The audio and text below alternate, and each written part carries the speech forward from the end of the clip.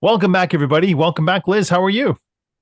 Great. This is totally off the cuff from a off the record discussion, and we said, let's do it.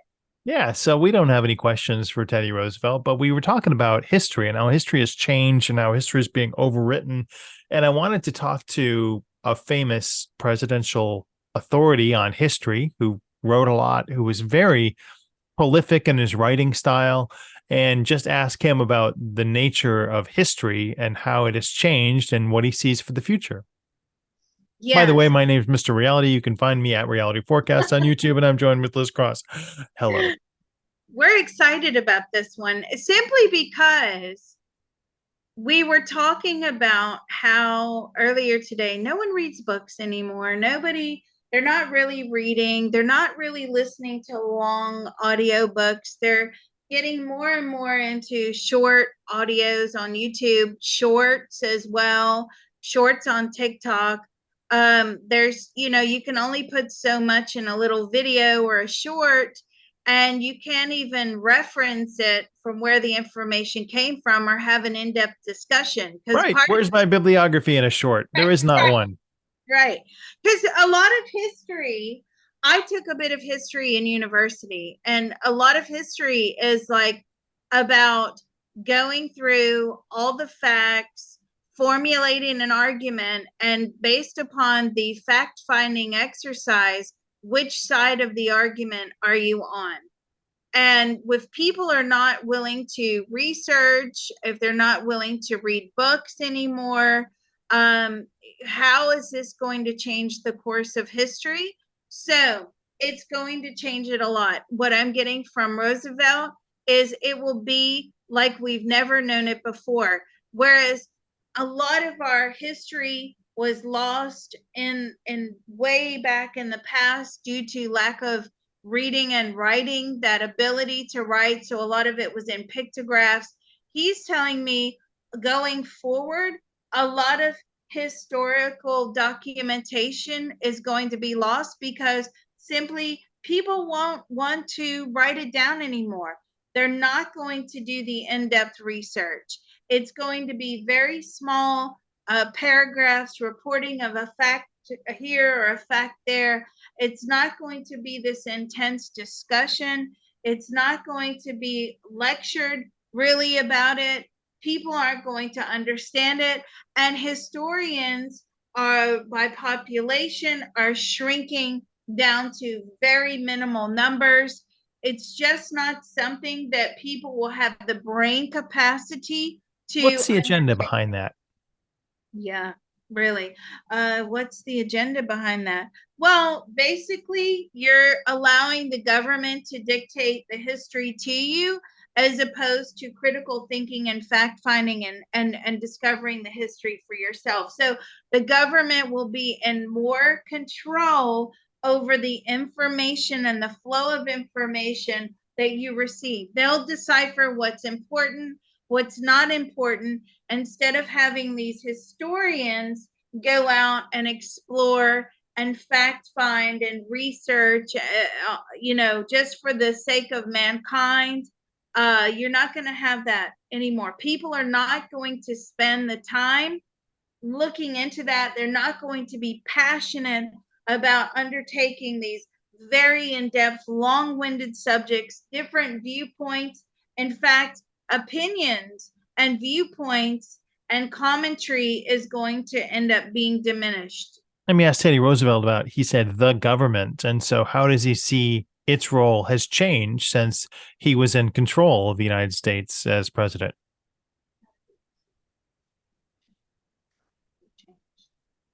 It's changed dramatically. It's no longer freedom of the people, we the people. He says he just showed me the Constitution and he X the we the people out. He's like, it's not we the people, it's them, the government. We the people has nothing to do with it anymore. Is there any way that we could change that and make it for the people, we the people again, or are those days long gone? Is there any way we can change it? Yes, you can change it by employing political thought, political opinions, mass education, diversity, diverse thinking. But the problem is, whereas before he's right. He is so right. Before, a lot of this stuff was found on the radio. And even then, people would have to broadcast from like underground bunkers and ships just to stay outside of the government control. But there was a way around it. Then the government relaxed a lot of those rules, gave people more freedom on the radio, what they broadcast, as long as it wasn't harmful to the public. So then you see this whole birth of opinion freely on the radio. Now he says these guys are dying out. This political opinion on the radio is dying out. Now you're at the mercy of platforms, and the platforms have full control. The government can control the platforms. So therefore, there's not going to be this level of diverse opinion going forward into the future. It's going to be humdrum. It's going to be robotic. And then here's where the government starts coming in, and more so, it will be we the people should be completely erased, not even scratched out, because we'll have no memory going forward through the generations of we the people. And they won't even know what that's like. We the people. It's that phrase is just going to be irrelevant. Can you see the continuum of the United States and see how things play out over the next 5 to 10 presidents? Did we get any better, or are things looking bleak?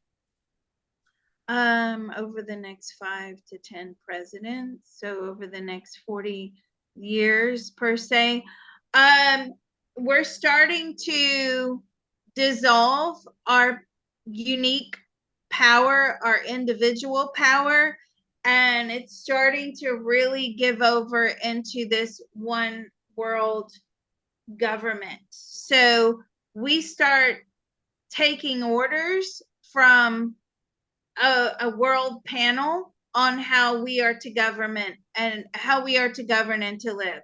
And What this makes is a wake them up the call. authority? Sorry. What makes them the authority? What makes them well, here, this ties into exactly what we're talking about. Oh, this makes so much sense. Oh my God. This is just, if you guys are not enlightened by this, I am sorry, I can't help you anymore. So this ties in, because the less information, critical thought information everybody receives, you start then relying on the far few who do have the knowledge, and those that have spent the time and spent the knowledge and have the research credentials, they will then be looked to as a higher power per se, as knowledgeable, and they're going to dictate how things should be run. Because this total dissolution of being able to read a book, it's so harmful. It's so harmful. It's not harmful. You can pick it up. You can be enlightened. You can have more knowledge. You can be empowered. How does he foresee this evolution happening? And what's behind? Like, let's look at the future. Generation, what are they? Alpha now, beta? I don't know what they're on. But the children who are learning these smaller curriculums with less civics, with less debate, with less forensics and critical thinking skills, are they more easily controlled moving on 20, 30 years in the future when they're in control? That was a very long question. Let's break it down. 30 years out, do the 30 kids have years debate, or out, are they just following like some master 30 government years control? out, 30 years out, we start to see this lack of individualism as far as like self-governance, right? People can pretty much govern themselves. Um, they get up, they go to work, they do what, they know how to self-regulate, and they know how to have that ability of self-control. So self-government, governance. 30 years out, we're going to end up being more like Europe. What do you mean, Liz? Well, I'll tell you, folks, I'll tell you. In Europe, a lot of those countries, they wake up every day and the government tells them what to think, how to behave, who to like, who to dislike, uh, how what their opinion should be. And that's full control and power. So now you don't have the brain capacity to govern yourself and know the difference between right and wrong and moral behavior. Now you rely upon the government to tell you what's acceptable, what's not acceptable, and how to behave. So that's where you really start the shift of going from individual governance to being governed by a very small group of people. But what they don't understand is those people always have some sort of agenda behind these opinions. Okay. I So understand that clearly now. you Yes, I know understand where that. it Yeah, but is. a lot of people they don't get that, right? And a lot of people haven't experienced living in Europe. I have. And I get it. Like I by the end of it, I was so sick of waking up every day going, okay, now they're telling me like how to brush my hair. And yeah, it got ridiculous. Um, so going forward in the US, we are shifting more towards that level of power and control. And then if we're going like 100 years out, here comes the world order. Now we've been stripped of critical thinking, brain capacities becoming diminished. We're not able to read a book. We're always plugged in to the next biggest thing. We're always plugged into like very small doses of information. And going forward, it's, the government just drip feeding the world order what they want you to believe. So, okay, now everybody's going to say, Liz, this sounds so grim. Yes, it does sound grim. What can we do about it? Well, I'll tell you what you do about it. First of all, you read to your kids. Second of all, you pull the plug on the video games. Okay. I knew that a long time ago. You pull the plug on the tablets, you pull the plug on smartphones, you pull the plug on all of that. You limit the internet time. I realize that they have to use the internet to do their schoolwork. Stop making excuses. I really don't want to hear it. I don't want people emailing me telling me, well, I can't control my kid. Yes, you can. Yes, you can. The problem is you don't want to. And going forward, you've got to unplug these kids and you have got to go back into these value systems of maybe you have to unplug the TV, turn off the Kardashians every once in a while, and you all read a book together. Or if you don't want to read a book together, listen to an audiobook together. Have these discussions around the dinner table. Wait, Liz, we don't eat at the dinner table. Well, you're going to have to start. And this is how you invest your time and your ethics and your morals. And you may not be able to save every American family out there, but you can certainly save yourselves. And that's where we're going to have to be. And you're going to have to drum it into these kids every day, that gaming is a disease. It is. It's a disease. No, all these nerds out there are going to start shaking their heads. Liz, no, you're really come do a Saturday afternoon CTT session with Liz, or come sit in my workroom where I'm having to rewire people's brains because they've been hooked on gaming for 20 years and it's a bad addiction that they can't escape from. That's how you that's how you save yourself.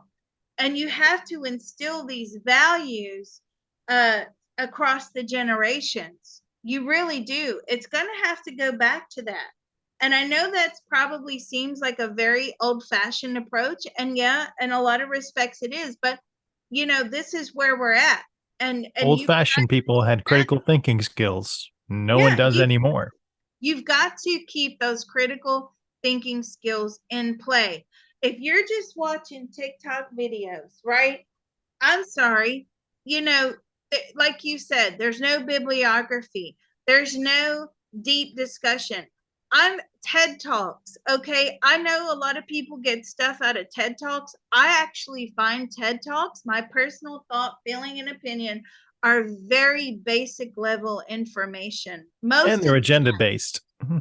very much. So you see, without this voice on the radio of having these different opinions coming at you and different levels of critical thinking coming at you, whether it's right or wrong, it's about organizing the information in your brain and having that ability to process. So I have to ask this question. Going forward, Mr. Roosevelt, going forward, does that mean that we lose we lose our brain's capacity to process information? Bingo. Yes. There you have it, folks. That's why everything that I'm saying is absolutely spot on. I knew this. I knew this from a long time ago. I knew it. And yes, he's just confirmed it for us. We evolutionary going forward as a species of human consciousness will lose the ability to critically think and process with our brains discernment, deciphering information, sorting information, organizing information. We're going to lose it. There you go. And that's what they want. Mm-hmm. Mm-hmm. Do you think that these people at the top allow their kids to game all day long? Do you think that they send them to the public school system? Do you think these people at the top tell their kids, oh, don't worry about reading a book. No, no, no, just listen to audio. Do you think these people at the top let their kids sit on YouTube all day? Do you Get out actually there, think read the that? classics. They go to special schools, high performing schools, where you read and you write and you read whole books and you have so much homework and you have so much to do and so many projects, and they know how to employ the critical thinking. Do you think that these people at the top run their households like everybody else? No, no, they don't. You know why?